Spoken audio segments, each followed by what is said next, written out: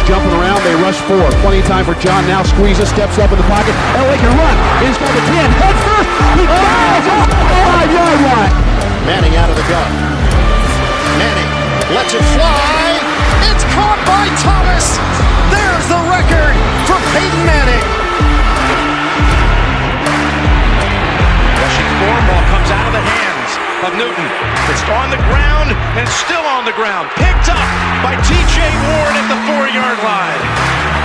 And here we go. First snap of the overtime. The Broncos have been in 3 overtime games this year. They won them all. Got him at the 40. It's Thomas at the 50. Stiff arm got him 3 to the 30. To the 20. Thomas to the 10. Denver's going on to New England. They win it on the first one.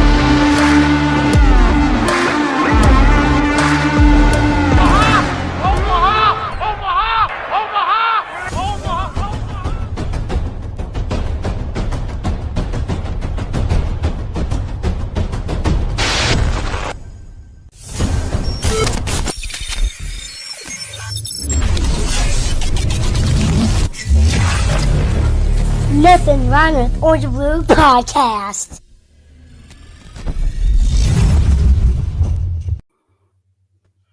What is up, Broncos Country NRW crew? Can you guys hear me good? Yes. Fantastic. Yes, we can. What's up, Broncos Country NRW crew? Welcome to another episode of Nothing Rhymes with Orange and Blue, brought to you by MHRT Network. Today we've got Cameron Parker from 5280 Podcast and Bronco Bill from Broncos Breakdown. How you guys doing today? Doing good, man. Finally, ready for Friday. We're almost ready for Friday, but it's an exciting time. Anytime that you have an off season, the way that the Broncos have had, you wake up blessed every single morning. Although you wake up blessed every single morning, right? Even if Russell Wilson's not your quarterback. So absolutely, you're going to Nebraska, aren't you? I am. Bill, funny enough, Bill and I were talking about our sports teams before we hopped on here. And so, I'm a big time, Denver sports fan through and through. But once you get to college football, that's where everything deviates. I'm a big time Nebraska Cornhuskers fan. So a week from now, I will be going to visit the spring game and, get a chance to get the lowdown on the new coaching staff that's down there and get a chance to watch some of the hype, because in college the spring game is like your version of watching preseason football for the NFL. Yeah, that's cool, fantastic. Man. That sounds like a good time. How you doing today, Bill? Doing great, man. Doing great. Just honored to be on the show. It's an honor. First time with both of you. Yeah, it's my first time with you, Bill. It's an absolute honor. Glad to have you. It's an honor to have you, actually. Camera looking good. Welcome, everybody. Like I said, to another episode. You can like this video, subscribe to this channel, and share the video with your friends, so that way we can send this message out to like-minded Broncos people in Broncos country. You guys can catch the new 5280 podcast under MHRT Network on Tuesdays at 7654. You can catch Bronco Bill on Broncos Breakdown. It's a pre-recorded on Wednesday, and you're here with Nothing Rhymes on Thursday at 7654. Also, we have the new MHRT merch store. So you guys have to make sure you guys get over to the official merch store, where you can go to your favorite podcast. We have 5280 Podcast gear. We also have Broncos Breakdown with Bronco Bill, who's with us right now, MHRT. And if you go over to the next page, you'll have Nothing Rhymes gear. So there's a 14-day promo for 15% off. There's only 7 days left, so you can go ahead and redeem that. And you guys go ahead and get your merch. The merch store is there, so make sure you guys hop on that and become a part of that. So other than that, we're going to hop in the comments. We've got Avatar in. What's up, Avatar? Always first in. Avatar, we know you work, so we appreciate you coming in. I just rushed in from work. Literally. Yeah. So I was stuck in schedules changed with short staff, so I'm working 6/12s. So I had to. They tried to make me stay till 1800, but I told them I had prior engagements on Thursdays. So that was a no-go. We got Dave Full Glassman. He says, "¿Qué pasó?" So we're about to talk about what's happening. So Billy Turner signed. Russell Wilson has started spring training. What do we think about that? I mean, right? We talked about it, how it's so exciting the moment that he came to Denver, but it's reinvigorating. Like, when you get the opportunity to have that type of quarterback and the type of acumen that he presents as far as, his attention to detail and just a complete facelift of a culture change that we've not had for 6 years. I mean, it's it's just a breath of fresh air. And when you get the chance to see the hype videos and stuff, throws from Russell Wilson and Cortland Sutton, or Tim Patrick, from Russell Wilson, and then now Jerry Jeudy, you just feel like a kid in a candy store when you're a Broncos fan. Oh, absolutely. And I live in Southern California, and my understanding is that he's somewhere in Southern California in a house with the 50-yard line or 50-yard field. And I saw a video where he's throwing. It's dusk, it's dark, and he has all these lights up, and he's telling, motion to Jerry Jeudy, okay, if I say this, you go further out. If I say that, say something else, you come further in. And I just love it when his son, he threw a beautiful pass to Jeudy over the shoulder. And his son's like, touchdown, Broncos. I thought, yeah, there we go, man. There we go. Well, I mean, yeah, it was absolutely exciting. And he's in San Diego. And I'm from Southern California as well, South Central, and then moved to the San Fernando Valley before I joined the Army. Yeah, they're in San Diego. But the most exciting part for me was I know Russell Wilson can throw the ball. I know Jerry Jeudy can throw the ball. But like you said, it was those pre-snap motions. They're already getting into – I mean, you saw the YouTube video that they posted, which was about a minute or 2 minutes of all of them. And, they look like they're in a classroom taking notes like they're in school. Yeah. And Russell Wilson, Cameron, you put this in the group chat. I think you posted the link to the video in the group chat. And then Russell Wilson's up there pointing, and he's teaching, and on the field he's talking, they're circling around him. And to the comments, Avatar says he reminds me of a young Peyton. He does, younger Peyton. Oh yeah, and he does, but this seems different. This almost seems. No, I'm not going to go far into it, but it does. I mean, they're learning. They're in depth. They're in class taking notes. They're watching film. He's up in front teaching, and then you go out there at night, and he's saying, "Hey, if I say footy, you come inside. If I say this, go outside." They're already working on that chemistry to the point where it's like water. So it's exciting. Oh, 100%. And I think that one of the famous pictures you brought up, Peyton Manning. One of the famous pictures from the Peyton Manning era was him holding an iPad in a pool, or like in a hot tub, with his foot dipped into the water, and like it almost felt like it's a complete reverse, but it's almost like you literally got that exact same energy when you watch that kind of stuff in that 1 minute clip of Russell Wilson in a classroom with literally kids. And I think that was probably like my biggest takeaway of the entire video, was honestly how serious, and you should never question anybody's, seriousness when it comes to, an off season, because you're always going to be taking it seriously. But it's just the moment you have a guy like that with Russell Wilson, Tim Patrick, Garrett Bowles, Kendall Hinton was even there. Jerry Jeudy and Cortland Sutton, of course, and Hamler. So I mean, all these young guys that needed to take that next step in their career. Brett Rippon, I believe Andrew Beck was there as well. Yeah. So it's one of those cases where that was the biggest takeaway for me, is just how serious they are taking it now. Not that they weren't, like the years prior, but it's just like, it's just that extra incentive. It's another level. Right. Because I was just going to say and follow up on what you're saying, Cam, is that we haven't seen this from quarterbacks past since Manning. And I'm not going to name names. I mean, I know but this to me is more serious. This to me is, I'm here to win. Like you mentioned many times, I'm here to win. I'm here to win championships. And the only way you do that is to get with your players, get on the same page, so that when you do go into OTAs or you do go into preseason, you're not trying to scramble and get ready for the season. You're already there. And that's what I love about this. I agree 100%, Bill. It was like I said, it's on another level. I mean, he did his press conference, and then 2 weeks later, a week and a half later, we're seeing videos of them in his compound. I think they said it's 4 days. He's got his own chef. They got their own chef. They're watching film, and you come out and you're seeing all these videos of these different guys. Jerry Jeudy had to take care of some personal business, and Twitter freaked out. 2 days later, you see a video of Jerry Jeudy day to dark, day to night, working hard out there. So I mean, he stayed out there, and then Jerry Jeudy came down. And he means business. It may have been just, one-on-one with Jerry Jeudy, but he stayed there and they met business. And they're working through it. And like you said, it's not, let's wait until, they got the playbook. He said they're already going over plays. You can hear him, like you mentioned, Bill, in the video, you can hear him saying, "Trips right, come over here." He's, he's calling his son. So, I mean, the level of intelligence, I mean, these guys are all professionals. They're all NFL players. But the presence that Russell Wilson brings and the silence that happens around him when everybody's just quiet and just listening. Some of it may be stuff they already know. Some of it may be stuff they've never even heard before. Right. But there's a level of respect that he brings, that he's earned, that's just beautiful to watch. Absolutely.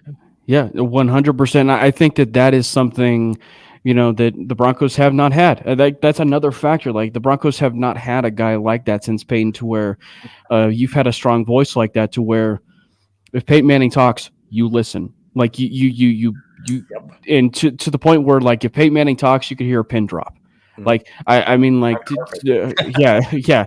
I mean, to where your entire focus is just solely focused on the centerpiece of that room, which is, Peyton Manning, and, from was 7 years prior, or 2012 to 2015, and to now, I mean, with Russell Wilson. So it's just like, to see it, come full circle the way it does, is great. And it's just invigorating too, because like, even from the fan perspective, like, it's great because, you're talking about it from, here I am, as you guys can see, I'm wearing Rockies gear.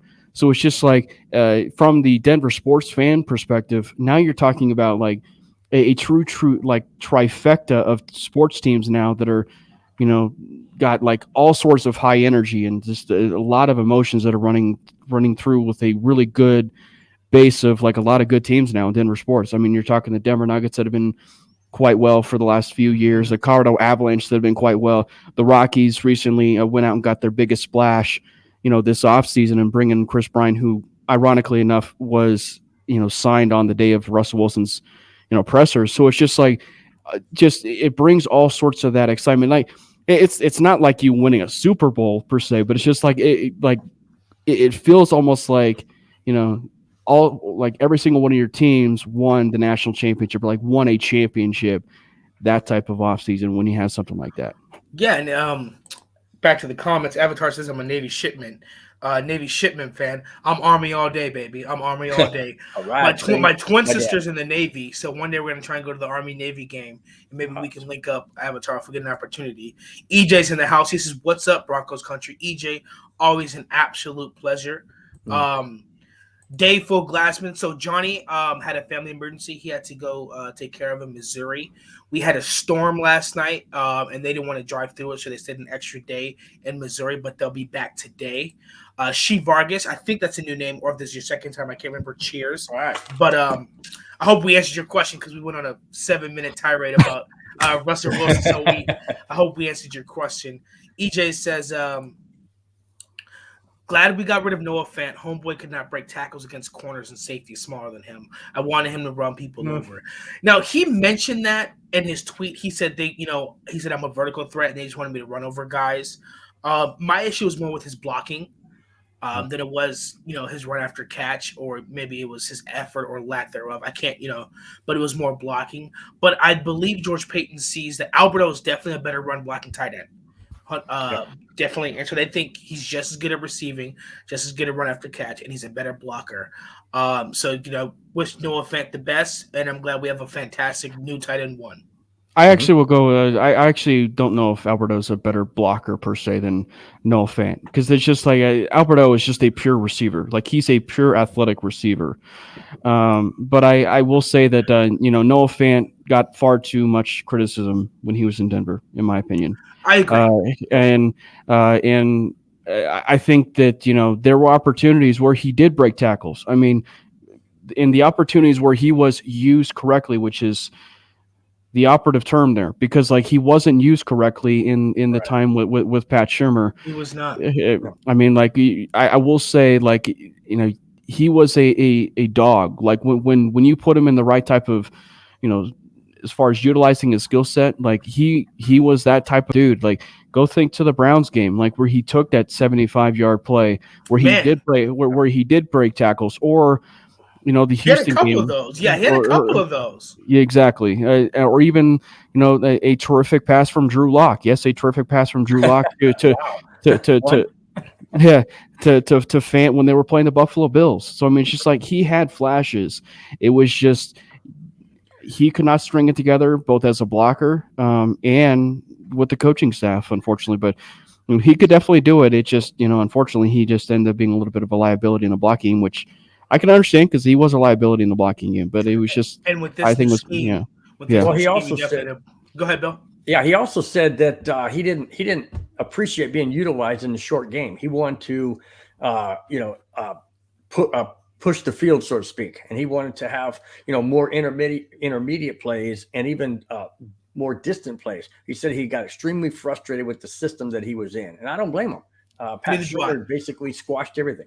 Yeah, Philip Lindsay, Noah Fant, Drew Lock, Jerry Jeudy, basically the entire offense was frustrated. And EJ brings up this next point, and this is what's going to lead me to my next point. He says Russell Wilson takes pride in his craft and trains with his receivers and tight ends, something I wish Lock would have done while he was here. I'm not saying he didn't do that. I don't think he does it to the extent. I think Lock's confidence was shot, and he was worried about working with the guys and trying to stay out the media and keep his job at the same time. But I do know that if I had to root for another team in the NFL, I'm definitely going to root for Seattle. I think Noah Fant, Shelby Harris, and Drew Lock. I don't think Seattle has a bad team.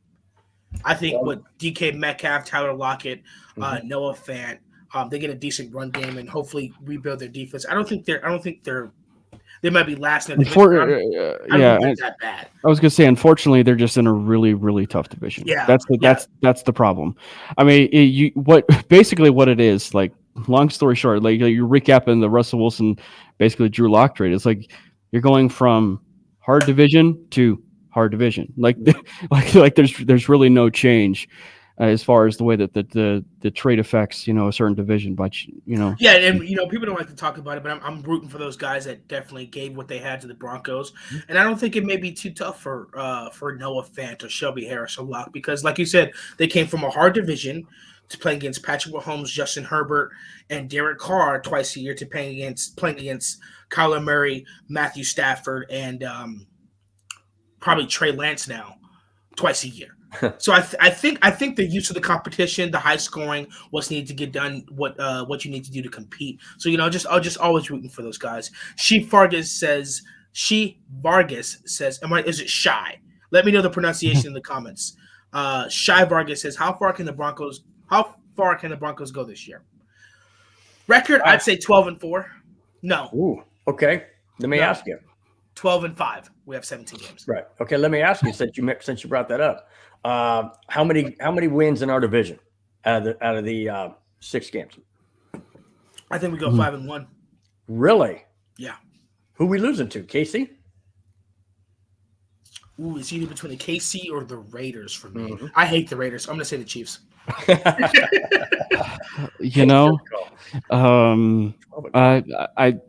I will say this is just my tentative, because I've not gone through like my full expectations yet. But I will say probably 10 wins. That's just tentative, because it should be 10 plus wins. Because the minute Russell Wilson comes into your team, you're looking at 10 plus wins. I mean, if they can be able to get do 11, 12 wins or 13 wins, fantastic. Like, that's great. Like, because you're talking at that point 12, 13 wins, like first seed, like potentially first seed in the AFC. So I will tentatively say 10 plus wins. So I would just say 10-7 for right now. But by the time I go walk into training camp, sometime in July, I'll probably be feeling 12-5. Yeah. 17. Yeah, for me, honestly, it's not for me the win percentage, the win rate. It's more for me. It's more hinged on the defense. There's a change in coaching. The scheme is similar. Most of the guys are still there. We've changed over a few, added some guys. If our defense can be elite, we had the number 3 defense. I think we gave it the number 3 in points allowed, number 3 in yards allowed. And we had injuries in the linebacker core, and we were young. We had constantly guys rotating at linebacker, DB kind of, and on the defensive line and at edge. We had guys rotating, and we still gave up the fewest points, fewest yards. If we can keep a top 5 defense, I think we can go deep, and I think we can be a real threat. Because I'm not really worried about the offense. Hackett's going to have his Shanahan plays, and then it's just going to be on Russ to call it. So I'm just going to be. It's based on the defense to me. Richie's in the house. He says, "Good evening."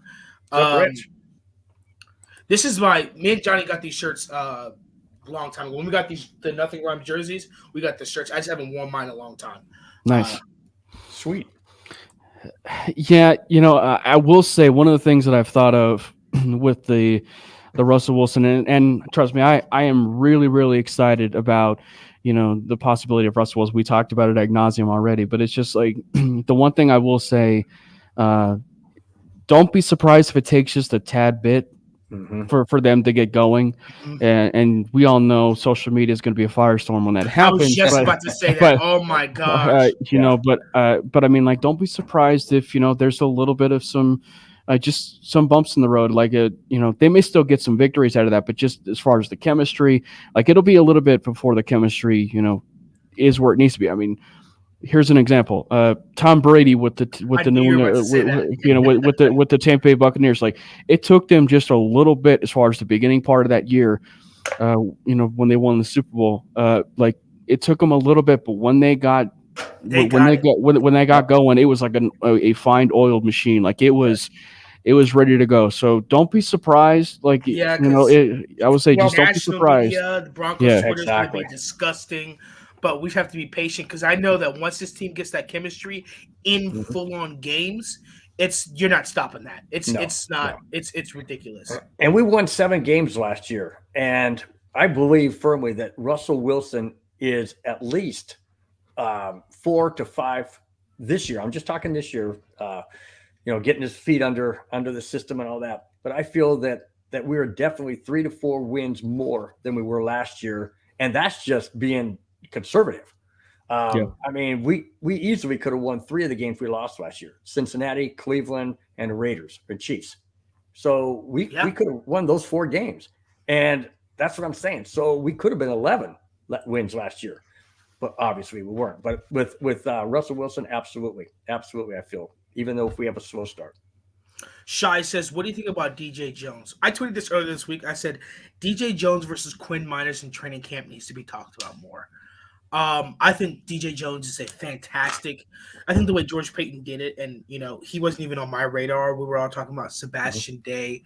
The reports were saying Sebastian Day, and he went and got DJ Jones, which was the second, arguably the best run defending defensive tackle in the NFL. Arguably the best. So we had a problem with the lack of penetration on the front 7. We had when our starting linebackers went out, that was a bumpy road getting used to getting the chemistry back with our inside linebackers. But we definitely had a huge problem with the penetration on the front line. Mike Purcell was injured. He had his cast. So I think bringing in DJ Jones definitely can stop a lot of runs from even getting to the second level. I think that's an absolute fantastic signing. Well, yeah, and it's funny. We were talking about the chemistry getting going with the defense, or sorry, with the offense. I think you can still make the case, especially with the defense, because you're more importantly you're talking about it from different coaches, same schematic, schematic scheme, to do a play on words there, but I mean like you're talking about the same scheme, but I mean it's still going to take a little bit before maybe some of those players get to the place that they need to, or the mesh between the new defensive coordinator and a lot of the players. But I think that's the plus though with where the Broncos are, is that even when Nathaniel Hackett came in, they smartly were able to bring in coaches or a coach in the sense of Ejiro Evero that could really keep that same scheme intact. And so I think that is very big. And so I think for the DJ Jones signing, it's just one that you're talking about. He's just going to continue to be one of those guys that plug a hole. But I will say, if you were to tell me, where we were, like even without Russell Wilson, it's funny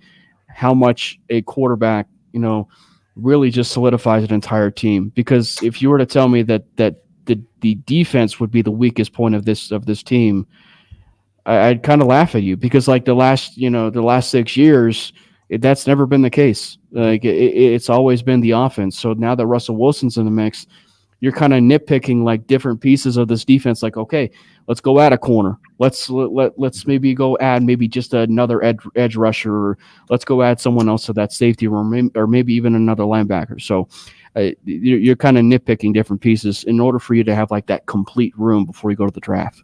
Right. Well, what about the Gregory situation? Now he's had surgery after the signing. They came out. They said they were really aware. They think it's like a minor invasive thing. They said I think they said that he'll be ready for training camp. I definitely think we're going to get an edge in the draft. We still have Jonathan Cooper. No one's picked up Malik Reed. So we still have Malik Reed, Jonathan Cooper, Bradley Chubb. I think Randy Gregory, and I told this to Johnny. Me and Johnny talk almost every morning Broncos. I think Randy Gregory has the potential to be the best pass rusher in the NFC West, even with Joey Bosa, Khalil Mack, and Chandler Jones, and Max Crosby. I think, in my opinion, Randy Gregory last season in the games he played was the most disruptive pass rusher in the NFL. Not sacks, not maybe QB hits, just the most disruptive, just always there, like a little gnat. You just can't get it out of your way. And I think you put Bradley Chubb, a healthy Bradley Chubb, on the other side. I think Randy Gregory can be the best pass rusher in the AFC West. Yeah, I think that with Randy, Bill, you brought up the injury. So it was a scope, and I was talking to Stephen Chris in the work that I do with Prominently Orange. She also writes over there, and I was talking to him, and it sounded like a scope is typically done around March, and so the seriousness of it doesn't seem to be as severe. So like he's not expected to miss a lot of time, and my understanding is like it's just going to be OTAs, not training camp, and that he'll be ready for the regular season. That's not to say that a minor setback might actually happen, but I mean, again, you're talking about maybe a not so serious situation right now. But yeah, I think for Gregory, you brought it up, Isaiah. Talent's never been the question for him. It has never been the question for Gregory. If he didn't have the weed issues coming into the draft when he was in, Colorado. I mean, you're yeah, wow. You're talking about a player that would have been in the top 15. Not kidding. Like he's a bona fide talent, and you put him again with a defensive scheme where he might actually be like a true pass rusher for this team. You're talking about a guy that very well could be a big boom, not a bust, but a big boom for this team on the pass rushing front. And if we do get a full season of Bradley Chubb, is one of the reasons why I think that if you look at the grand scheme of the entire pass rush room, obviously Max Crosby, Chandler Jones, Khalil Mack, and Joey Bosa, like they're frightening. Like there's no bones about it. It's frightening. Yeah. But I will say that Randy Gregory and Bradley Chubb probably present the biggest boom or bust of the entire AFC West in terms of pass rushers because of their availability, and so I will say Gregory is one that probably could be the biggest boom of that because he's just so gifted. As EJ said, I hope Randy and Chubb can both stay healthy at least for the majority of the season. Two things. I agree. One, I agree. I think Randy Gregory and Bradley Chubb may be the sleepers. Maybe the sleeper pass rushing duo of the NFL. Because, I mean, this is the first offseason Bradley Chubb is going to have in his NFL career where he's not rehabbing. Mm-hmm. Then Randy Gregory's coming off this, he's got his contract. They've shown some hope in him. He seems like he's on the up and up. He's having his minor surgery. So everybody's talking about the Raiders and Chargers pass rushing duo. I think, George Payton sees something. And excuse me. Well, nobody, just to jump in real quick. Go ahead. Well, I remember what I was going to say. Nobody is talking about the Broncos pass rush. I haven't heard anything out there about Chubb and Gregory. None. All you hear about is what the Raiders got, what the Chargers got, and they're beefing up and blah, blah. But the Broncos right now in defense is staying under the radar, and I love that. Well, the fact of the matter is we made additions. We had the number 3 defense in the NFL, and then we made better additions. Mm-hmm. So that's one thing that people aren't really talking about. And the fact that I believe that we have the best going through the roster. Yes, I think we have the best defensive tackle in the AFC West. I was thinking about whether Frank Clark is a defensive tackle, defensive end. I think he's a defensive end. Mm-hmm. I think we have the best interior. We could have the best with Draymond Jones, the best interior pass rush in the AFC West, and that takes pressure off the edges where you have to worry about Dray. And Draymond Jones is my guy. He's my guy. Yeah. So you got Draymond Jones and you got DJ Jones on the inside, collapsing the pocket, and then you got to worry about these guys on the edge who are hopefully come back healthy and ready to work, ready to rock.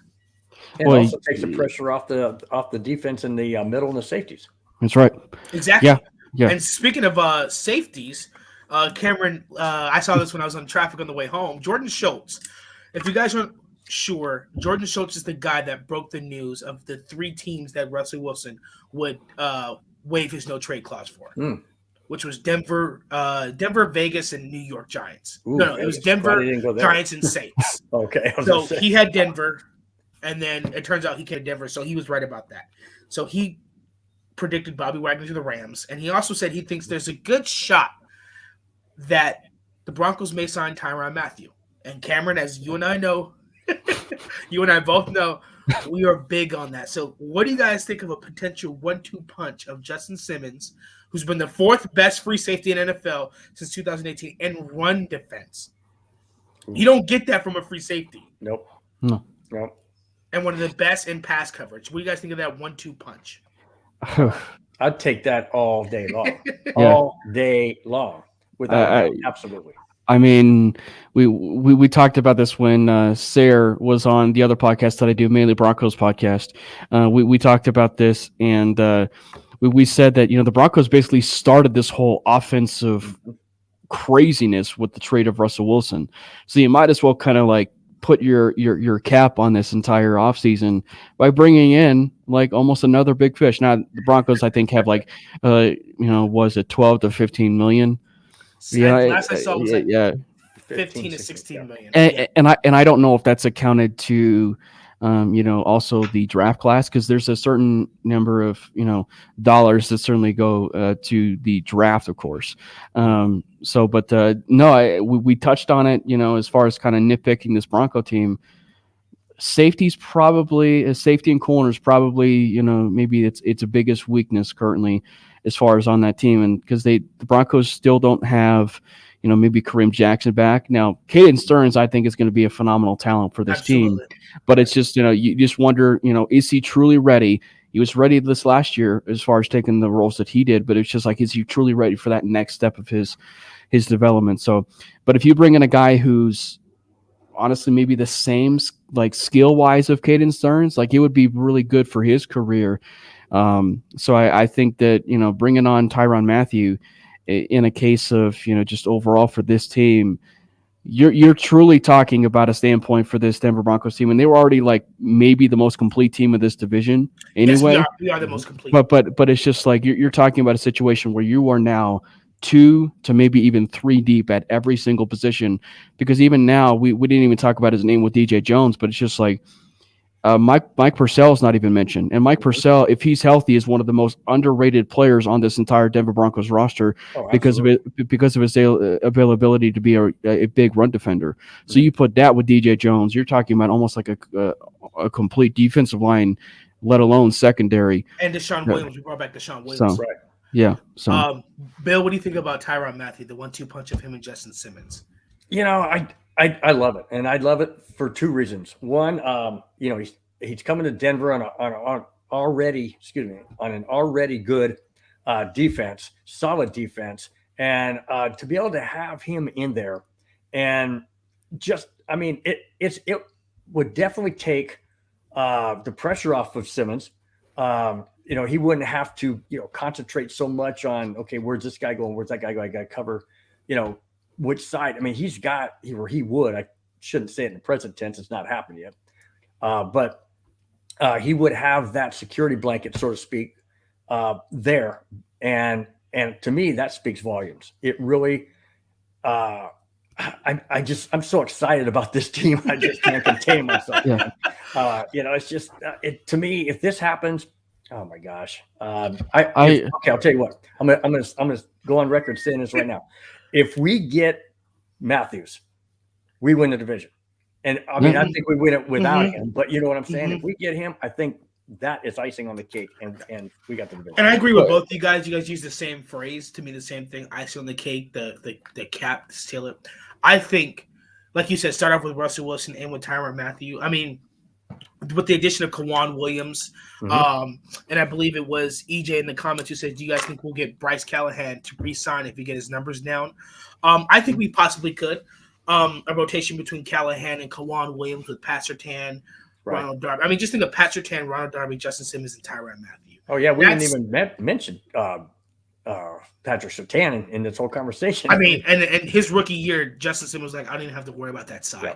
So, I mean, you put in Tyrann Mathieu in that defense with the way that, they play the cover one shell or, the cover one where you have to come down and play the middle of the field and you just come in like a heat-seeking missile, make tackles, you just flying all over the field. This defense would be, I mean, you can't run it because you got DJ Jones and Draymond Jones and Matty Purcell. You can't pass it because you got the edges coming off the side.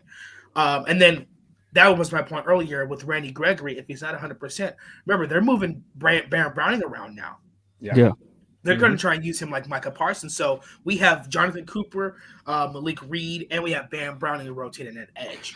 And then we have the draft as well. So, I mean, that defense would just be unbelievable. Yeah. Well, and we're talking about also a draft that is loaded with defensive prospects. So I mean, the offensive side of the ball is a little bit questionable, obviously. But tight end, you can go out and get yourself a tight end if you need to. But defensively, you're able to add to that defense even more.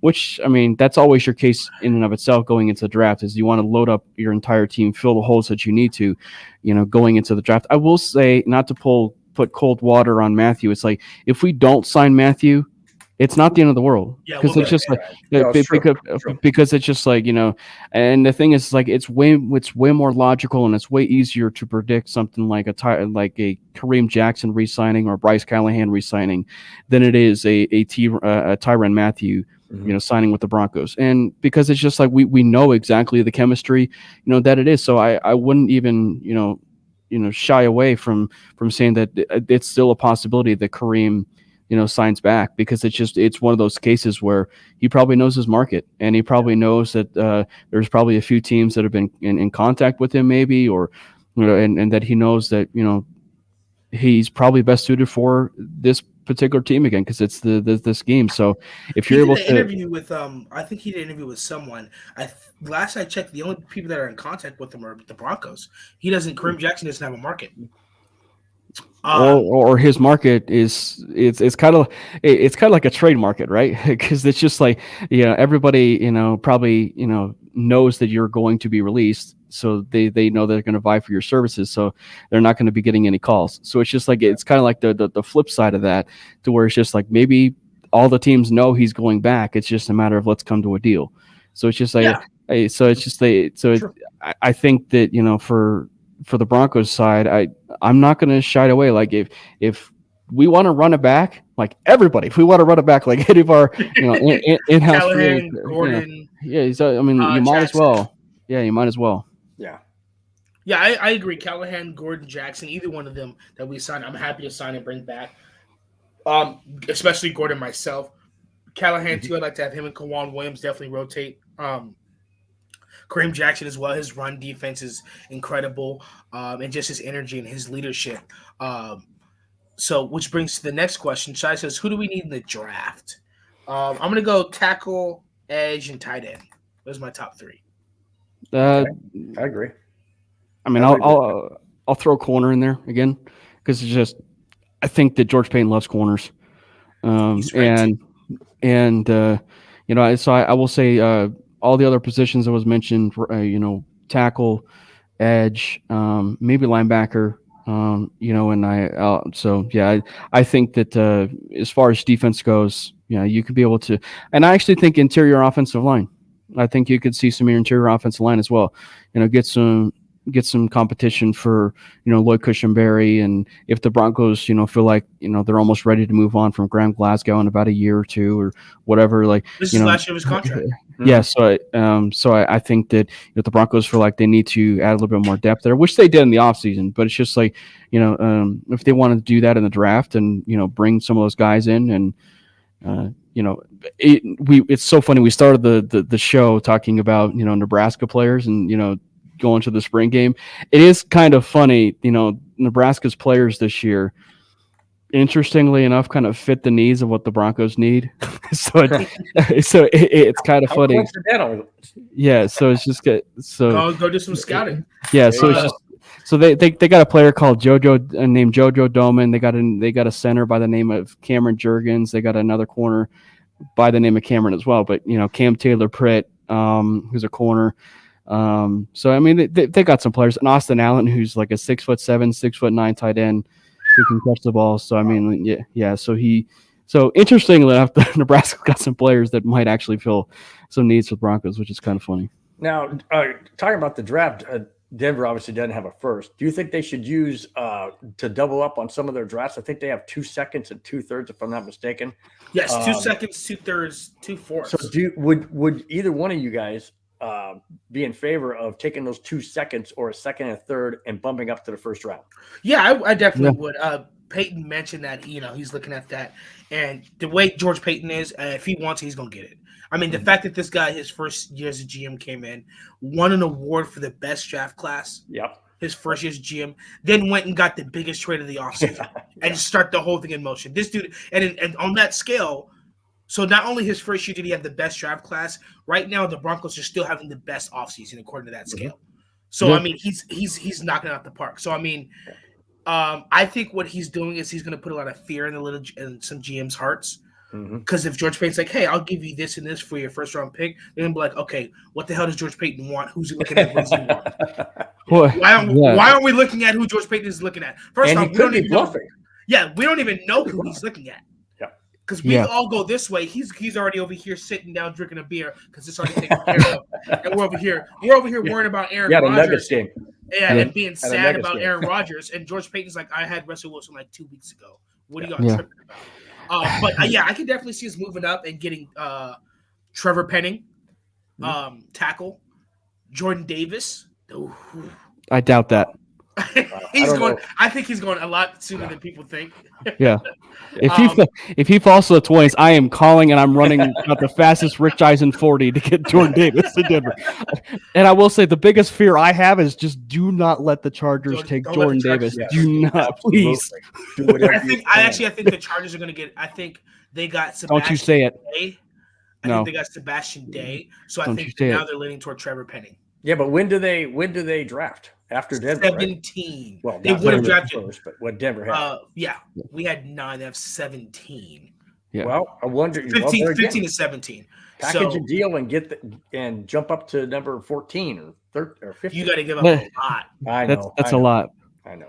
Yeah. I think we go in the late 20, jump in like the late 20s. Yeah, but I mean that's if George Payton, sees someone he likes, and we don't even know. I don't even know if his real name is George. So, well, so I will say though, I agree. I think that if there's a player or two that you have in mind as far as to sneak back into the first round, you absolutely have to consider it needs to be on the table. And it's probably, as George said, it probably is on the table.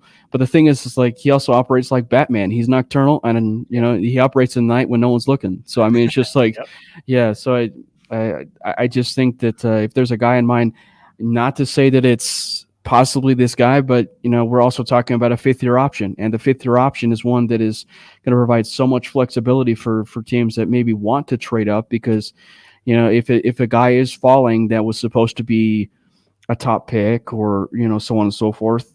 You guys have an idea where I'm leading with this. David Ajabo, Like if David Ajabo's starting to fall into like those late 20s and he's not picked yet because of his torn Achilles, you pick up the phone, you try and figure out a deal that you can go into that late 20s, and even though with his Achilles injury, you take him, you get that extra 5th-year option because of his injury too. It just makes a lot of sense as far as that goes to do something like that. But even then, a tackle works too. I mean, guys, that's still if it also depends on with that certain play that we're discussing. We may draft an inside linebacker and decide to move Ben Browning to permanent edge, depending on how well he does, and just go with Randy Gregory and Ben Browning at edge for the future. That may be a possibility, but George Payton likes to, like he said, I like to fill my holes in the free agency and then go to the draft and have best player available.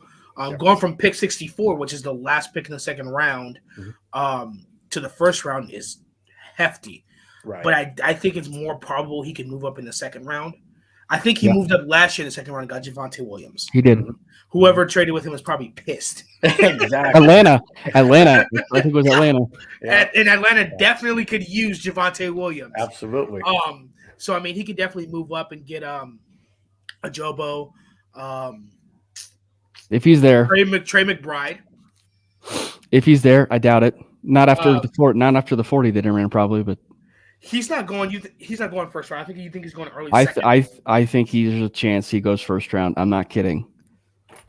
I think there's a chance that Trey McBride goes in the first. I mean, we're talking about a guy that ran a 4.5 40, and a guy that is well regarded as maybe the best blocking tight end of this class and the best receiving tight end of this class. He sounds perfect for Denver. And I mean, yeah. This is why we always laugh whenever he's available at pick 64 on draft simulations. So. Yeah, it's ridiculous. I don't understand it. I'm like, I think, but I mean, if he could trade up for early second round and get Trey McBride, I think he'd win the draft. But then we wouldn't have a pick until the third round, and we get James Cook seems to be on everybody's mock draft. Running back from Georgia. So, I mean, it's just interesting to see. I have no idea. I stopped doing mock drafts after we got Russell Wilson because, number one, we have Russell Wilson. Number two, I don't know what the hell George Payton's going to do. Mm-hmm. Yeah. Mm-hmm. But I mean, yeah, so real quick, because Boggins is chiming in about McBride, I could see this. So I will say the range probably for him is probably the 20s to the 40s, probably. Like no 20s, no way. Yes. You think he's going 20s? I think there could be a team that is so desperate for a guy like McBride. That, you know what? Now that you mention it, the Chargers may get him. They may please do not. Because if you think about it, who's the Chargers? And this is why it goes back to what you said. The Broncos had the most complete roster because the Broncos are the only team in the AFC West that has a legitimate wide receiver 3. Everybody else has a wide receiver 1, 2, and a tight end. That's all they have. And I don't even think that they got rid of Jared Cook from the Chargers. Yeah, I forget the guy's name. I forget he's a pretty good tight end. I forget the guy's name, but they don't have a legitimate tight end, and so I could see them doing that, but I don't think he goes that early. But I think I can see him go 33 to 45. That's where I see Trey McBride going. Wow. I don't think tight end's a big need in this draft. I think the last 2 years. But you're right. Guys who run 4.5s, T.J. Hawkinson, Alberto, Noah Fant, tight ends that run 4.5s, that's it. These tight ends are getting faster. And you said earlier, Alberto's more of a big receiver. And Nathaniel, this is what also got me excited. Nathaniel Hackett said, we're going to use him like a receiver. Mm-hmm. As he should be. And that's what Kansas City does with Travis Kelce. Yep. Or Darren Waller. Because I mean, like that was also an argument for Noah Fant too. It's just like to utilize their skill set. But it's just like if you're talking about the tight end that best utilizes this roster as far as a true receiving threat, as far as a tight end, it's Alberto. So it's just you might as well use him appropriately. I don't have the offensive Bill, what do you think about Alberto being used as a receiver in the Hackett offense? I love it. I love Alberto. I really do. I think he's I think he's intense from the standpoint of, I mean, when he kind of reminds me of, oh God, that name escapes me, but I mean, where he catches the ball and he just lowers his shoulder and just wants to keep going. I mean, he doesn't want George Kittle. Yeah, exactly. That's what I was saying. Thank you.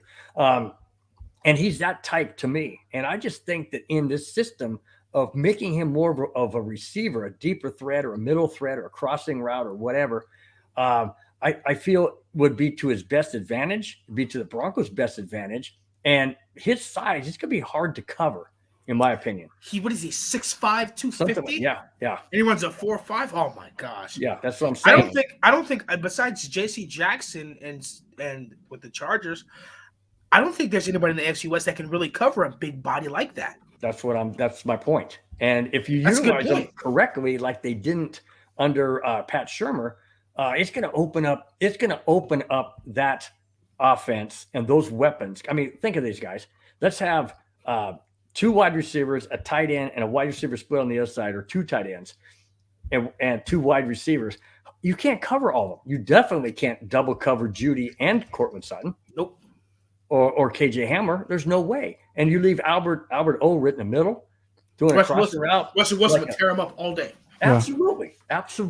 And I love this. That's why Cameron came up with a good point. He said we have the most complete roster. Because I mean, you go to Las Vegas and you have Hunter Renfrow, Darren Waller, great player though, and Devontae Adams. You got Kawan Williams, Ronald Darby, Pastor 10. That covers that up. We still have Justin Simmons, Caden Stearns as of right now, and let's say we resign. We got those guys covered. Right. You go to the Chargers. They have Mike Williams and Keenan Allen. Tight end, maybe. Austin Eckler at the backfield, but you got Baron Browning, a linebacker that can cover him. He did a pretty good job. And then Kansas City has Scantlin and did they just sign somebody else? Yeah, they did. The guy from Green Bay. Scantling and Kelsey and some other guys. But like you said, Nicole Hardman. You go through Jerry Jeudy, KJ Hamler, Albert O, Cortland Sutton, Tim Patrick, and then Javonte Williams at the backfield. Yep. You don't have any guys. There's no. You can't double team. And then the packages that Nathaniel Hackett is going through, he has to be looking at his playbook like, I don't know what I'm supposed to be doing here. There's too many of them. And then you say, I'm going to use Albert O as a receiver. Right. This is going to be incredible. I will say, I know there's a love crush for me with Trey McBride, which I mean that's the case for everybody. But it's just like I will say the tight end class is really deep as far as this year. So if they didn't get Trey McBride, you can still get another tight end as far as in this class. Obviously, Boggins just was talking about Jelani Woods. He's another guy. He's like freaky. Yes, he really fits into that offense. And so, and I've recently just came to know like Kate Otten, like a guy that I really liked. So I mean, another guy is Greg Golsich, I think his name is, like from UCLA.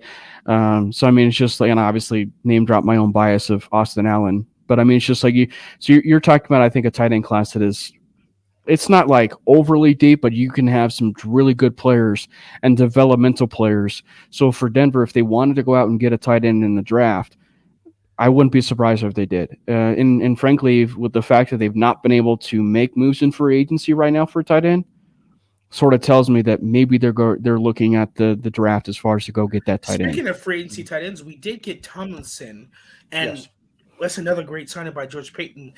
Apparently, he's the best run-blocking tight end in the NFL. Second, I think George Kittle was first. Yeah. So according to PFF, Tomlinson was the second best run-blocking tight end in the NFL. So as with that outside zone, Hackett and Payton already know we need a great blocking tight end. So he already got a guy. But you want a guy who can also receive, because you don't want to telegraph what you're doing. You don't want the defense to say, "Oh, Tomlinson's in the game. We know they're running the ball." Well, that was my point. In one of my previous shows on my channel, Broncos Breakdown, by the way, I mentioned that. I said if you have put in 2 tight ends, Thompson, and you've got Albert O on the other side, they don't know what you're going to do. You could design it to make it look like a run with a fake handoff, and you got Albert O cutting across, or just drop back like you're going to pass, and then you hand it off. So I love that 1-2 punch, like you're talking about earlier. But even then, like I would just say, like Tomlinson's just your pure blocker. So I wouldn't, so I will say if the Broncos wanted to go out and get, say, like a tad more of a completer tight end, a guy that's a little bit more of a receiving threat, and then obviously a run blocker, like a little bit more than Eric Tomlinson. Well, then you're talking about a room that is just purely complete at that point, because then you're talking about a pick your poison kind of player. So I think that Eric Tomlinson is probably going to be just your extra tight end if they need to, go to a heavy set or something like that. They can he's use a goal line. Yeah. So I mean, you can utilize him in that way, but I wouldn't necessarily think that he's going to offer like much, except for like he's going to be like truly your big tight end. Boy, we could have used Eric Tomlinson when they were playing Kansas City, so Melvin Gordon doesn't fumble. Yes, exactly. I like Eric Stolbert. Yeah, I like Eric Stolbert. We didn't sign him back, but he's actually still a free agent, by the way. So I mean, which is interesting. If George Payton brought him back, I would absolutely love that. Yeah. Because he can catch the ball, and he's a really good run blocker. Mm-hmm. Eric Stolbert's a really good run blocker. Well, and I will say there are some fascinating names that's still on the market for tight end. Obviously, everybody's going to go to Gronkowski because one, I tweeted about it, and two, it's Gronkowski, and one, I would love Gronkowski in Denver. But there's a guy that sort of crept into my brain, and that was Chris Herndon. Chris Herndon, the guy that actually went to Minnesota. He was actually with the Jets. He was actually their tight end one with the Jets, and he was actually turned out to be a pretty darn good player. They traded him to Minnesota to be like the tight end one for a season when Irv Smith went down. And so I think that Chris Herndon, could be a guy that, coming into the draft, he almost like was your Virgil Green. Like he was your guy that could be, your blocker, or if you really need be, like he could be, a receiving threat. So I think that Chris Herndon is one of those guys that kind of caught my eye in free agency. So, yeah. Uzama's still on the free agent market, isn't he? He's coming off the injury. No, Uzama, actually, funny enough, Uzama went to the Jets. Fantastic signing for them. But that's okay. That's who it was. Yeah. Okay, yeah, that was a really good signing.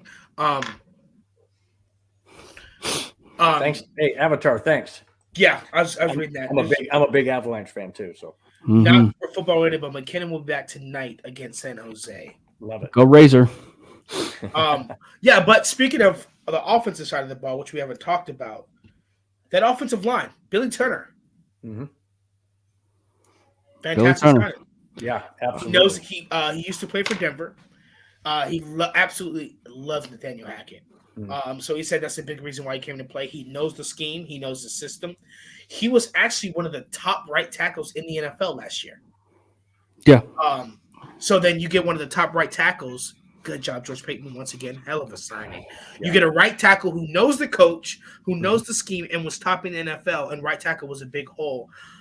I think that's his job to lose. I love Calvin Anderson. Tom Compton's coming in. He also knows the offensive scheme. He was a great run blocking right tackle, iffy on pass pro. Calvin Anderson's up and coming, but I think it's Billy Turner's spot to lose. 100%. Yeah. And I don't think he loses it. I really don't think he loses it. Neither do I. No, I think he knows Nathaniel Hackett too well. He knows the system. Yeah. He was, and I tweeted this as well. He's also familiar with Khalil Mack in the NFC North. Oh, really? Yeah. So when he plays Khalil Mack in the for the Chargers, when he plays against Khalil Mack in the Chargers, he already knows his pass rushing. He already knows what he's doing, what he's bringing. Khalil Mack knows him. Garrett Bowles knows Joey Bosa. So it's going to be interesting. I think we can have a. Now, my other thing is I'm going back and forth between Cushenberry and Graham Glasgow at center. Yeah, who would you prefer? I mean, we all know because we talk about Russell Wilson and the workouts that he's been doing in the offseason. Cush working out with Russell in those workouts is not insignificant. Like that's a big deal. Yeah, I was just about to say that's a big deal. It's a big deal for Cush, and it's so the fact that he's there maybe gives him just a leg up before OTAs as far as taking that center spot. But I will say, that you alluded to it, Isaiah. That's my question mark of the entire offensive line. You're pretty much set except for center. Like you are pretty much set. You have obviously Garrett at left tackle. You have Dalton Reisner at left guard, who's got a chip on his shoulder and fits this scheme quite well. And so I think that now you're looking at Quinn Miners, and Which is, obviously, we know Quinn. I mean, like Quinn's going to be probably your right guard. Although, I mean, we all know Graham can play right guard, but I would rather not touch Quinn Miners and do anything with him. So, and then Billy Turner's your right tackle. I know there's been some talk maybe about him, maybe being a guard possibly, but I there's Billy Turner. But I mean, it's he did play guard for the Broncos, but he wasn't good. I think right tackles. I think we have pretty good. I know, and even though they brought in Tom Compton, like your assurance of that depth is more on the inside than it is on the outside, in my opinion. And it is, and I think that's where it's going to the draft. Yeah, so that, but I mean, all in all, though, you're talking about still some pretty good players in Calvin Anderson as far as a swing tackle that you have underneath Billy Turner that you can thrust in there and potentially, get that. So, but Billy Turner is you're going to be a right tackle. So yeah, my entire question mark is solely on Graham Glasgow and Lloyd Cushenberry. So. But it's a good problem to have, I will say. Like it's a good problem to have, and I think that, as of right now, I'll probably give the leg up to Cushenberry with the fact that he's there at workouts right now. Yeah, he's the 2-year incumbent starter. He has improved. He has progressed.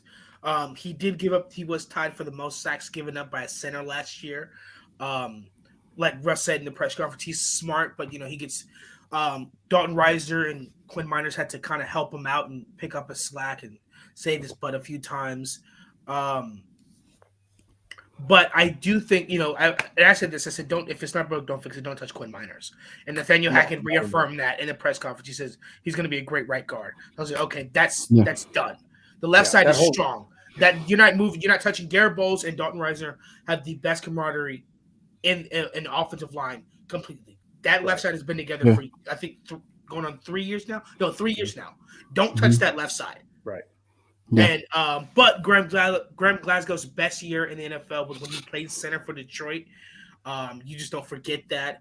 And my thing is that if you bring in Russell Wilson, he had a problem with interior offensive line blocking. I'm wondering, do you want to put him behind the guy who gave up the most sacks for a center last year? No. And that's why, in my opinion, or my thought is, we need to either get a free agent center. I'm not sure how many are out there, if there's any at all. Make a trade if possible, but who really gives up a quality center? Or you're gonna have to get one in the draft. But if you do that, it's got to be somebody who can come right in, can fill the spot, and just be that person. Right now, you're right. You put a Russell Wilson right behind center, and it's not a good feeling. It's and risky. I think that's a great, it's very risky. And I think that's why it's really, really great that he's working with them in this. Good point. Because he's trying to get that chemistry. He's trying to say, okay, hey, look, if I call this, you're blocking left. If I call this, you're blocking right, or you're going straight ahead, or you're backing up. And I think that is absolutely it's worth its weight in gold. It really is. Yeah, I'd give Cushenberry the leg up going into OTAs and training camp. I don't think they're just going to give it to him. I think there's going to be some competition. I don't think it's between Quinn Miners. I honestly think it'll be between him and Graham Glasgow, as it should be. I'd give him the lead. Yeah. I will say there are some players available. I know Dave Glassman's been chiming in twice about J.C. Treader. But like that's a name that if they wanted to go out and get, obviously he's the president of the Players Association and a decent center. I mean, he's been one with the Cleveland Browns. I don't know schematically if he fits, but I mean, like they could bring a guy in. Although the one thing that I keep coming back to is I think they're going to add your interior offensive lineman in the draft. Which is a center or guard. And two, if they really wanted to get rid of Cushenberry, they would have traded him in the Russell Wilson deal because we all know that Seattle has been abysmal on that offensive line. So if they really wanted to get Cushenberry, they could have included him in that deal. And Seattle didn't want him. And so I think that the fact that maybe the Broncos still want to hold on to Cushenberry, and so I think that it's a big deal. I think so that Cushenberry is your incumbent starter. Well, I wouldn't mind. He's in year 3 of his rookie contract. If Graham Glasgow wins out, it's tough for me to see that now because they're building a chemistry right now. And when you get a guy like Russell Wilson coming in, and he's got chemistry with Lloyd Cushenberry, you just don't throw in Graham Glasgow. Right. He did get, this is the last year of his contract. It did get restructured. It was actually one of the first ones to get restructured with George Payton. If Graham won the starting job, I wouldn't be upset. But then again, you have Lloyd Cushenberry coming back on his 4th year of his rookie contract. Yeah. So Graham fills in this year. He's gone. He doesn't earn it, or he doesn't show it, and Lloyd Cushenberry comes in. But I think, like Colin Cowherd said, a veteran quarterback makes the offensive line better.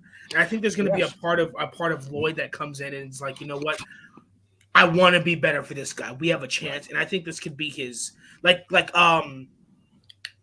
we use this all the time. Garrett Bowles. We were about to put him in a cannon and fire. First off, I saw him in that video. That dude is huge. Yeah. He's ripped. We're about to shoot him in a cannon and send him away. And then like that. Yep. One of the best left tackles in the NFL. Yeah. Got his fat contract. This may be Lloyd's year. So might even be Dalton's year. I mean, he is on the last year of his deal. So yeah, and I think that's the important thing with the going into the draft with your, the interior offensive line, because when you go and you look at the interior offensive line, like that is truly your best bet in my opinion, to go into the draft and draft your interior offensive lineman, because if you want to go out and get competition for Cushenberry, like really, that is, if you go out and you look at the arguments as far as the interior offensive line goes, it more often than not, the players that are day one starters or starters eventually on your offensive line are offensive linemen that are either in the beginning point of the like day 2 or in round 3 or in day 3 of the draft. Like you can find starters and developmental, offensive linemen, interior offensive linemen in day 3 of the NFL draft. So you can absolutely do it. Yeah.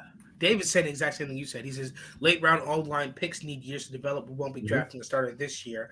Couple things, a couple caveats to that. That's the norm. That's the normality, Dave. But first example, Quinn Miners is a 3rd round draft pick, and he's our starting right guard. The other one is the Chiefs had arguably the best center in the NFL last year. He was a rookie, 3rd round. Creed Humphrey, which Draymond Jones completely launched him one-handed. I'm gonna have to say that, but it's a possibility. We have a Mike 556. Is that Mike? No, that's a different Mike. Cheers, new name. Welcome. I'm thinking this is the one I served with the Raiders fan.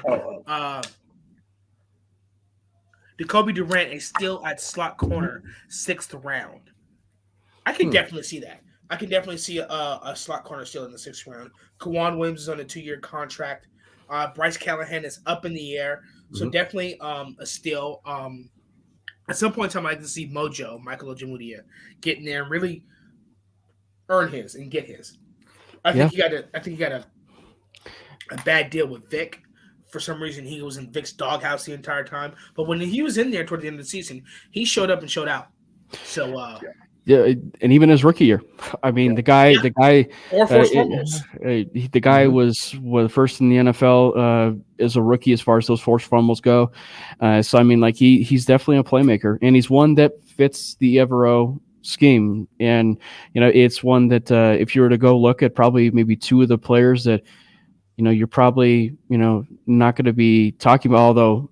Or should we say even excited about, is Baron Browning and Michael Ojemudia, because I feel like Baron Browning, this is a little bit of a hot take, but Baron Browning is that type of player that can transcend the entire defense if he's used the way that he does as far as the Michael Parsons role and being and being used. Well, you mentioned it before in the show, but it's just like if he's truly that guy and he could be your Swiss Army knife that you can use him all across the field, in a way like. They do, with the honey badger, if you will, and just that type of mix and match player. As far as their linebacker goes, he's going to be like a legitimate threat for this defense. And if you put if you put Ojemudia with the slot that he's in, and the type of game breaking stuff that he can be able to provide, and hopefully get an interception at some point, I think that he can really add something. So I think that you're talking about, again, a more complete cornerback room, even though the Broncos probably can still add a few to that room. Well, Browning had some great games last season. I mean, he made that incredible interception jumping up and tipping it to himself. He just, like you said, Cam, he's all over the field. They can put him on different side, left side, right side. They could drop him back into coverage. Browning is, he's definitely. He was a rookie last year, wasn't he? Yes, He was. He was a rookie, stepped in at the green dot, best linebacker, and he really stepped up and did what he had to do. And he's like a Quinn Miners to me. He's actually, damn it, George Payton had the best draft class because every single rookie he drafted was honestly probably one of the best players at their position. Browning was the best linebacker. PS2 was the best DB. Javonte Williams, arguably the best running back, but he had Melvin Gordon, the rookie. Quinn Miners may have been the best offensive lineman. So damn it, George. The thing about Williams at running, I mean, he got 900 some odd yards, but I would say at least a third of those were carrying people on his back. I mean, that's what makes Williams. And he was watching his highlights that they posted, the top 10 runs. I've watched that about 75,000 times. Yeah, I mean, half of those came for the Baltimore Ravens run. I mean, let's be honest. I mean, but I will say we were talking about Browning. He's like to use like some players from Broncos past. He actually reminds me of DJ Williams with a mixture of another number 56, Al Wilson. Like as far as just that the guy that's just an athletic freak. And actually, he didn't pick off that pass, by the way, Bill. He actually deflected it from Herbert. But still, it's a freaky play, and it's one that I think that, like, you've not seen a lot of Broncos linebackers make those kinds of plays before, or let alone like those types of plays that can truly transcend that. Brandon Marshall, right? No, not even Brandon Marshall. No, I'm talking DJ Williams and now Wilson. Oh, I'm talking about since linebackers that really played well. But no, to your point, because it's like the Super Bowl year was the first official year where we had seen Danny Trevathan and Brandon Marshall play together an entire season, and it completely changed that entire team between the play of Derek Wolfe and Malik Jackson, who don't necessarily get enough credit that they deserve of that Super Bowl defense. They don't. And so it's just like, and so you're talking about just a truly a complete team, and so. I guess this brings it up to another talking point. It's just like, if it all comes to head with the way that everything is going positionally, I don't think it's out of the question to think that, like, the way that they are player-wise and skill-wise, that this team very well could be better than 2015 defense if it all comes together. I thought about that. Like you said, it has to come together. Mm-hmm. You throw Honey Badger in the mix, might as well just go ahead and throw him in there. But speaking of another Malik Jackson player, Draymond Jones. What was that against the Cowboys? They called it the Draymond Jones drive, where he had three. Oh yeah. Yep. Detroit Lions. Was that the Lions? I believe he knocked down 2 passes and got a sack, he got a sack, a tackle for a loss. Yeah, and then a knockdown. And they're like, this is going to be called forever known as the Draymond Jones drive. It was just all him, and I think that I think he's definitely another Malik Jackson, Derek Wolfe, and I think this is going to be his Pro Bowl year where he's just an absolute monster. You're going to have hopefully the edge rushers and DJ Jones really get him some help. Mm-hmm. I think this is going to be an absolute animal. Well, so it's so funny because it's just like if the Broncos don't bring Tyrann Mathieu back or bring him in, there's another defensive player that I really think the Broncos should bring in. He was actually in my predominantly orange article that I wrote as far as like 7 dream free agents for the Broncos. Calais Campbell, local kid. Oh. And so it's just like you're talking about a guy who, he could be on that defensive line. I know he's 35 years old, but I mean, you're talking about a guy that is from Colorado. He went to Miami, but he was born in Denver. He went to Denver South High School. He's a local kid through and through. And actually, before he went to Jacksonville, when he left Arizona, it was between Jacksonville and Denver, and he chose Jacksonville. For because of his family and so and obviously the money, because we all know the tax is not real in Florida. So, I will say though that Calais Campbell is one that I'm most definitely keeping an eye on, because I think that once you're at the point of your career with 35 and you got Russell Wilson and your quarterback, it's got to be so tempting. 1 year, $7 million. Yeah, I mean. That dude, you'd have it'd be DJ Jones, Calais Campbell, and Draymond Jones. Yeah. That'd be unfair at this point. Well, and I will Right. say I was going through a huge statistic thing with him. Do you know that he has 100+ sacks on his career? Wow. Does he?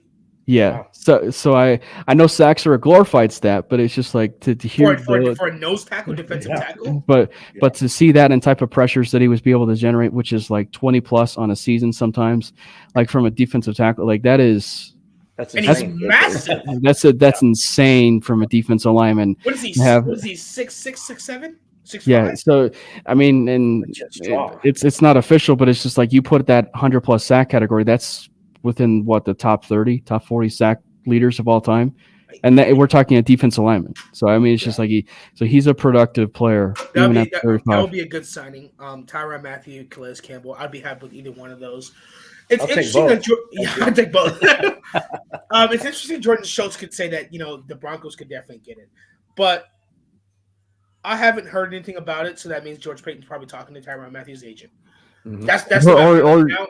or he means that he's not in the cards. It's either one or the other. There's no middle ground. It's either if you hear something about it, if everybody's talking about it, that's not who George Payton's going after. Nope.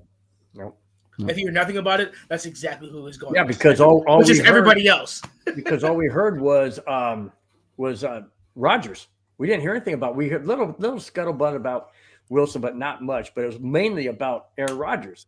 And then, I mean, that's everything that was focused on. And all of a sudden, boop, we got Wilson, which is, in my opinion, much better. You let Aaron Rodgers make his announcement and then just destroyed all of that. And just puts it to place like, yeah, whatever. And everybody's like, what? What happened? Yep. None of the players knew. Not even the players knew. Nobody knew. And I was like, okay, George is ice cold. He's got ice in his veins. This dude's nobody to be messed with. Yep. I mean, I agree. I will say, it's funny. If you were to tell me that Aaron Rodgers would be one of the biggest losers of this offseason,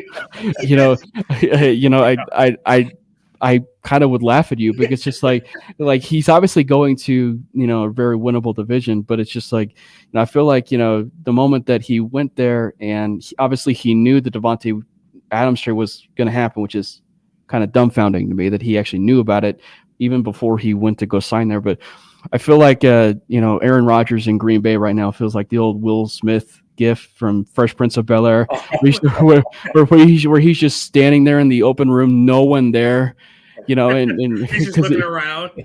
Yeah, and he's just looking like he's literally the only guy there now, because it's just like he doesn't have Jordy Nelson anymore. He never, Jordy Nelson left. It's just like now Davante Adams is now there, so it's just almost like, which is kind of funny, by the way. This is a sidebar, but it's kind of funny. Jordy Nelson was a Raider, and Davante Adams is a Raider. So I guess that's where the career always dies, right? With the Raiders. The crazy part is that I think Aaron Rodgers wanted to leave. I think he knew about the Adams. Did he though? I think honestly, I think he wanted to come to Denver, but I think George Payton was like, "We don't want you," because I think he already had Russell Wilson. Did he though? I'm honestly though, I think so. I think if he knew about the Adams trade beforehand, I think he was like, you know what? I don't want to be here. I'm going to go try Denver. Then why did he sign? Money. Because we already had Russell Wilson. Did we though? Because the minute the signing happened that he committed back to Green Bay, we traded for Russell Wilson. Well, they said the trade had already been done 2 weeks prior. Yeah, and they knew about Aaron, and they also knew about Aaron Rodgers' decision 2 weeks prior. So that's what I'm saying. I think Aaron wanted to go back. I think Aaron actually wanted to go to Denver, but because beforehand George was like, I always wanted Russell Wilson. I didn't want anybody but Russell Wilson. So when Aaron Rodgers decided to go test the water, George Payton's like, I don't want you. I already want this guy. And he's like, well, you think he would tell? You think he would? I think that Payton would tell Rodgers straight up. That, I don't think. Yeah. I mean, that to me sounds a little. I think he wouldn't. Not that he would tell him. I just think maybe he wouldn't take his call. Oh, I just see. I don't know. I think that I don't think. It sounds cooler if Payton told Aaron Rodgers no. It just sounds cooler. I don't know. I just I don't know. I don't think Aaron Rodgers was the number one target. I really don't. I think it was Russell Wilson all along. No, that's what I'm saying. I'm saying Russell Wilson was the number one target. I think Denver was Aaron Rodgers' number one target. But George Payton was like, we already got. I see what you mean. We're getting the process of getting the guy we want. We're cool on you, Aaron Rodgers. So the fact that George Payton, I'm speculating, basically told the 2-time MVP, I'm cool. I got somebody else. I don't want you. It's cool. Yeah, but it's just like it's something that Bill brought up. It's just like this is nothing new for Payton. Like he'll lend you to believe that something else, and then he'll completely operate in a different tone. Like intentionally, absolutely. Pat Surtain's another example because it's like he led us to believe that one, we were trading for Aaron Rodgers that day, but two, I'm so sick of Aaron Rodgers. but two, like we almost could have drafted Justin Fields, like, and that was also like the belief going into the draft was like us wanting to draft Justin Fields, and that makes my stomach hurt. Or actually, it wasn't even just Justin Fields; it was also Michael Parsons. So it was Michael Parsons and Justin Mac Fields. Jones was another one as well. And so it's just one that he led us to believe that something was there, but no, Pat Surtain was like the guy all along, and I mean, so it's something that he just completely operates in his own frame of mind, and he didn't lose a night of sleep for that draft. No, I would hate to play. I'd hate to play Peyton in poker. That's for sure. Oh my gosh! I mean, everybody's like, "Oh," because people are like, "This Justin Fields pick is going to show down years down the line what happened," and people just, I was like, "Hey, Pat Surtain," and even after Pat Surtain played a great year, they're like, "Yo, I love the pick, but we don't know." So we would have had just Justin Fields. Now we have Pat Surtain and Justin Fields. Yeah. So imagine having Justin Fields in the AFC West this offseason. It's okay though. We never would have shown him developmental traits anyway if Justin Fields was here. That's true. And he said at the same time, I mean, because the only cornerback we talked about getting was it was between a quarterback and a DB, and the only thing we said Caleb Farley. I said we're just talking about Caleb Farley, Micah Parsons, Justin Fields. Those were the three guys. And then he comes up and gets Pat Surtain, which is who the Cowboys wanted. We keep screwing over the Cowboys. It is. I know. I love it. Randy Gregory, Pat Surtain, Randy Gregory. It's what? Hey, how Jerry Jeudy too? I think we took Jerry Jeudy away from them. Well, they took CeeDee Lamb, but I mean, it's just. But I mean, yeah, still they wanted. I probably CeeDee Lamb or Jeudy. But I guess you could say that's twice the Broncos have screwed over the Cowboys of a receiver that they wanted because they wanted Cortland Sutton. Like they wanted Cortland Sutton, and there were a lot of rumors that Sutton was going to be a first-round pick, and they ended up taking Leighton. They ended up taking Leighton Vander Esch, and we ended up taking Sutton in the second round just to basically say screw you, and then we ended up taking the biggest screw you of signing Randy Gregory. After that was so bad. Yeah, love it. That was so bad. And not only that, but Gregory was all ready to sign with Dallas.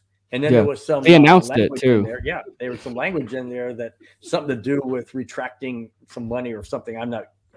Some language or whatever. Yeah. And then he goes to the Broncos, and George Payton's like, "Hey," and Randy Gregory was his guy. And the crazy part is that we talked about Mike Mundungus did bring up Randy Gregory to me weeks before, but we all talked about Chandler Jones. Everybody thought it was Chandler Jones.